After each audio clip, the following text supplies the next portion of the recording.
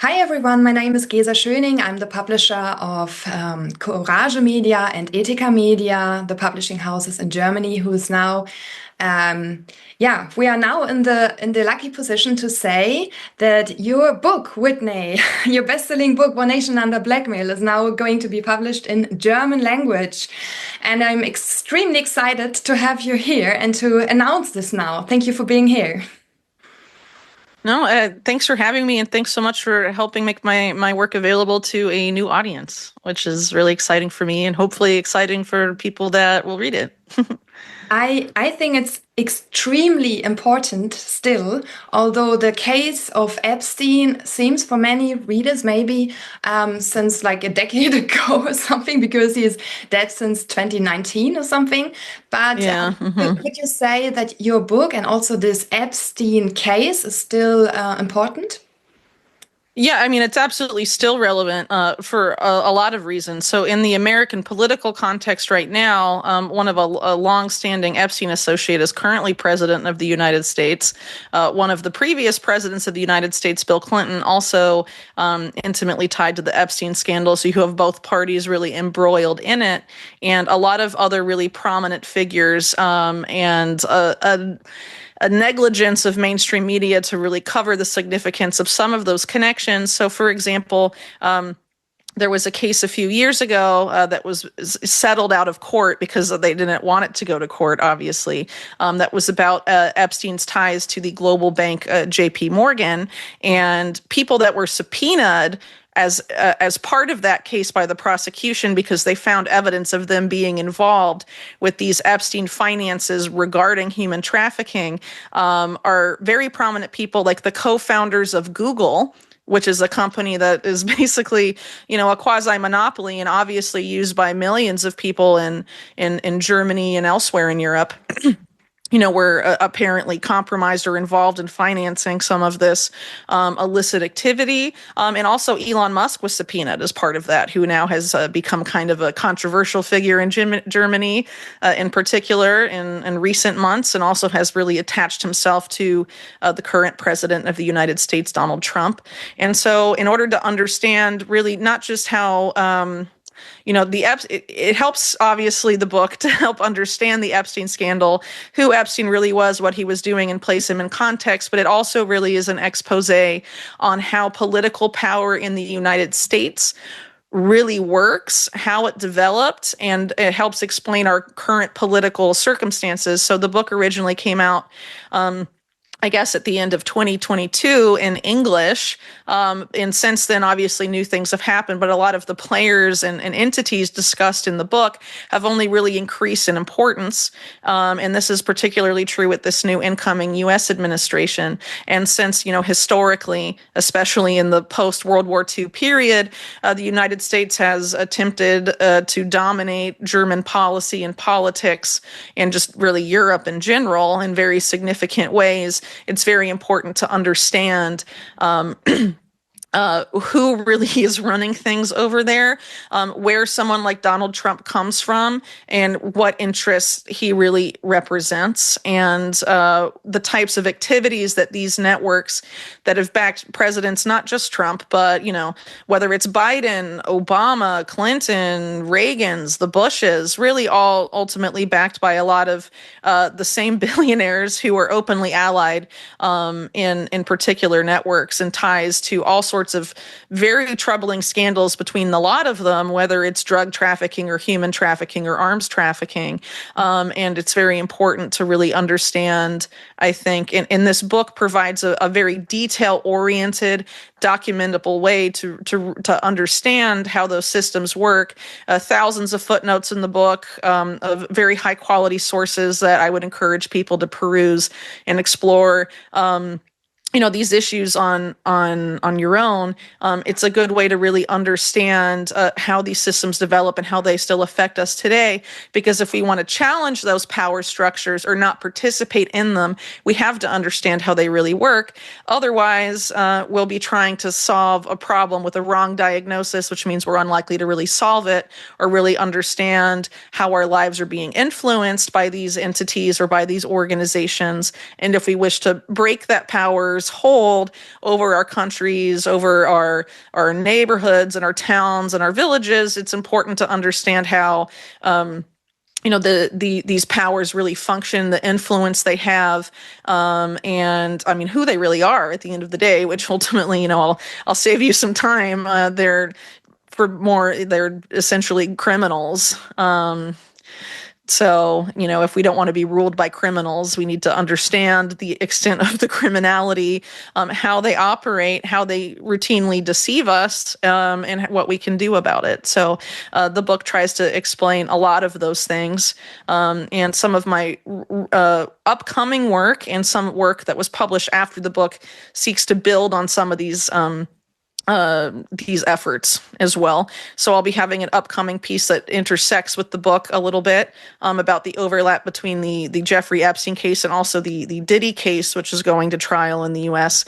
In the next few months. But ultimately, my work in that case is going to really show that it's really a lot of the same power networks behind both, and what this fundamentally means and what they're attempting to do to society and engineer our society and our technology towards a particular direction that is not good for the public. I'll put it that way. It's very good for the elite if they want to entrench their power and expand it, but that would be done at the expense of everyone else's wealth and everyone else's freedom, essentially. So, yeah. In your book, you also told the readers that Epstein was just the tip of the iceberg. And I think that is still the case. So for many people, I think it's like, okay, all this sex trafficking network and this blackmail network, in their mind or in their opinion, everything also died with the death of Epstein. And that is something that you really described, that that's not the case, right? That's how the media has tried to frame it, probably to try and make the issue go away. But it really hasn't gone away because there's been no accountability. And people know, I think, that the story was bigger than Epstein. Even if they don't necessarily have the details or all of the details. And I attempt to provide as many details as possible to that effect. But I also show that Epstein was not an anomaly either historically, and how, a lot of the same network has engaged in sponsored sexual blackmailers and human traffickers for the purpose of expanding their control and their wealth, for many decades. And that Epstein, was not a lone wolf, really, in that sense, that he was absolutely operating on behalf of this network, and he was not the top of the operation either. You have people like Leslie Wexner behind him who are infinitely more powerful, and Epstein was clearly working, at his behest on a lot of the questionable stuff that he was engaged in. Yeah. And, a lot of the influences that he had subsequently on the tech world, the development of AI, the sponsoring of scientists that are now pushing transhumanism or pushing digital ID on children in Africa and all sorts of other things. And I'm not even talking about Bill Gates there, but of course, Bill Gates is part of the story too, who's obviously pushing a lot of these things globally, but really this takeover of Silicon Valley, and how the Silicon Valley nexus is very much tied to the Epstein nexus. That is of extreme relevance, as Silicon Valley and a lot of these big tech firms, most of whom are based in the U.S., are essentially just trying to take over nearly every aspect of our lives in unprecedented ways. Important to know who they are. Yeah. And so this case also pops up even more in Germany nowadays. So on the one hand side, because you mentioned it already, because of this P. Diddy case, so this is also something the Germans are aware of. So, oh my goodness, there's like this big music sex trafficking ring behind. And on the other hand, it's many Germans, I at least think that they might suggest that like Trump could be the one who could reveal all these Epstein files. So they are now waiting really how Pam Bondi may make an unlimited hangout on this. It's a good connection. So I think they can wait a long time, and it would be better for the readers to take your book and understand what really lies behind, and that Trump is all in it. But what is your reaction to this Epstein files that are now in the media? Yeah, so there's plenty. So there's a couple of things, points I would like to make. Releasing information about Epstein should not be a substitute for prosecuting the people that enabled Epstein. If the Trump administration and Pam Bondi were really serious about accountability, transparency, and justice, they would go after Leslie Wexner. They would go after people like Tom Pritzker, who it's astounding they haven't gone after him, since the Pritzker family are linked to organized crime and helped enable the rise of politicians Trump supposedly hates, like Barack Obama. He's been completely untouchable and has been tied to the Epstein's the sex trafficking and human trafficking operation by numerous people, and also to the finance side of it. He's the chairman of Hyatt Hotels, a major multinational corporation. No interest in going after him at all. No interest in going after the Google co-founders, even though they've funded Democratic candidates and should be part of the deep state and all of this stuff. No interest in going after them. And I would argue that's because if you go too far into the Epstein network, you're going to start brushing up against people that the Trump administration is allied with, whether that's people tied to the state of Israel, because obviously Epstein had significant ties to the Israeli state, not just through Ehud Barak, which is, of course, what the current prime minister of Israel likes to focus on, because Ehud Barak is one of his political rivals.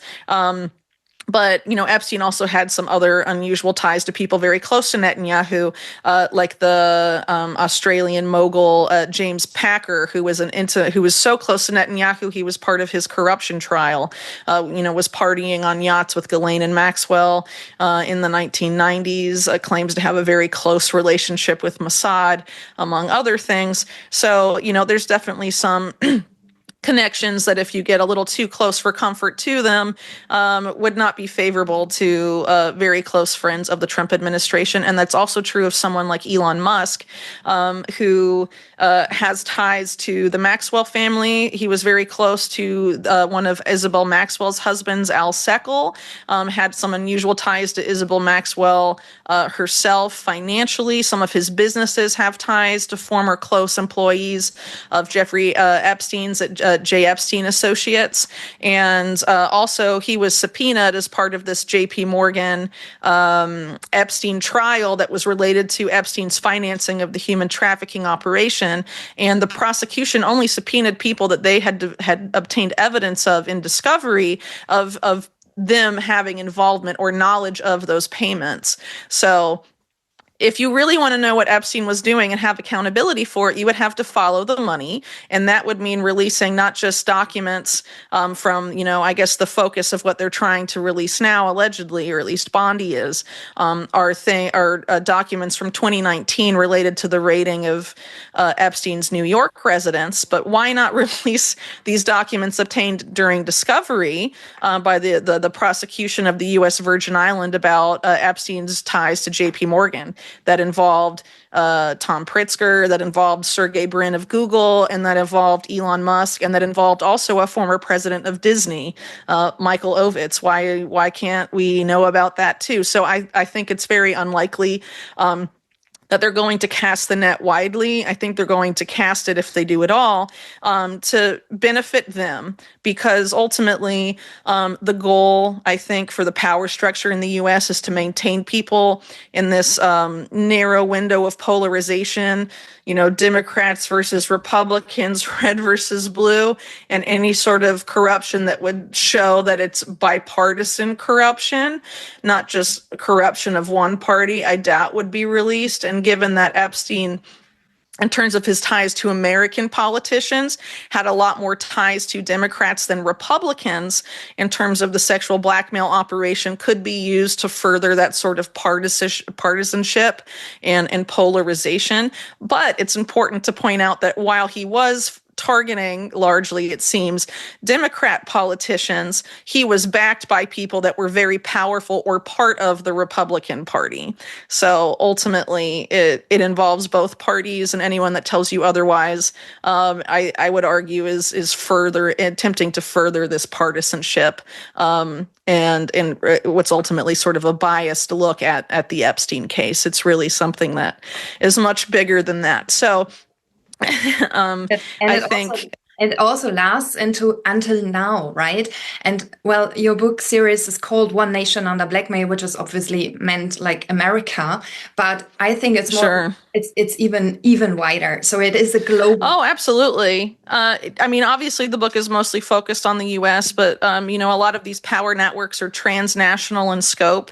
The way power works in the U.S. is not exclusive to one country or to nation states. Actually, some of the people that I talk about in my book explicitly stated in the early 70s that the nation state was no longer relevant, and that a global economic entity was ruling the world, basically, and that the nation state was no longer relevant and was basically just an enabling environment for policies developed elsewhere, and that national sovereignty was no longer a concern and things like And that. all companies that you mentioned are also companies that are monopolized here in Germany as well. So we use Google, we now use Zoom, etc. So it's all like all together. Right. Yeah.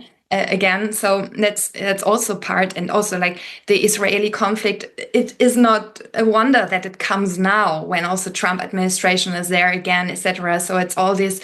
Israel Gaza is now a topic, etc. So we can see it's a global thing, and it's more about also to understand the pattern behind. So I think it's also good to understand, because your investigation goes very long time back. So it goes until Sure. even before the Second World War, because it started there. And so it is easy, I think it's easy to understand that it's not stopping until when Epstein is dead, because it's just one figure in a big net. Exactly. And it was Yes. built up on very strong walls. And so they still Absolutely. exist. And if one understands that, and I think it's something that you can really make the people understand, because it, yeah, goes until the Second World War. Well, that is the goal of the book, but it can be detail heavy. Some people can find it dense, but the reason it's like that is because you're not going to get a signed affidavit for the mob or from the CIA or from Israeli intelligence or even German intelligence or British intelligence. We did these bad things, and now we're going to tell you about it. You have to look at all of these separate data points and collate them and put them together, and you have to show the redundancy and how these same people engage in the same behavior and the same patterns of criminal activity again and again, decade after decade, and that they have obvious proteges that they build up who then take the portfolio from them and keep it going, and that it's a transnational but also transgenerational construct. And we have to kind of understand that, and not just understand who they are, because these are the faces we can see. You could argue that there's faces behind them that are really pulling the strings that we can't see. And I think that's probably very true. So then it becomes important to understand the mechanisms by which they exert power over us and our societies. Because ultimately, we don't have to know exactly who's at the top of the pyramid. We just have to know how to extricate ourselves as successfully as possible from their control. Right. And so you don't have to know all of the names, but you can know enough and see enough to understand what is going on. And then we can do something about it. And yes, that is the goal of the book. Yeah, and so it's a pleasure for me to now announce that we have published this in German. And I think it's a big milestone also against the organized crime, because when we understand the pattern that you describe and that you investigate, we don't need to be tricked again. And that's something that can also make us very strong as a society, for understand the patterns. And that's something I really thank you for, for your great investigations. And so Thank you. let's rock the German market with this knowledge. Well, thanks so much. I appreciate it. Thank you very much, Whitney.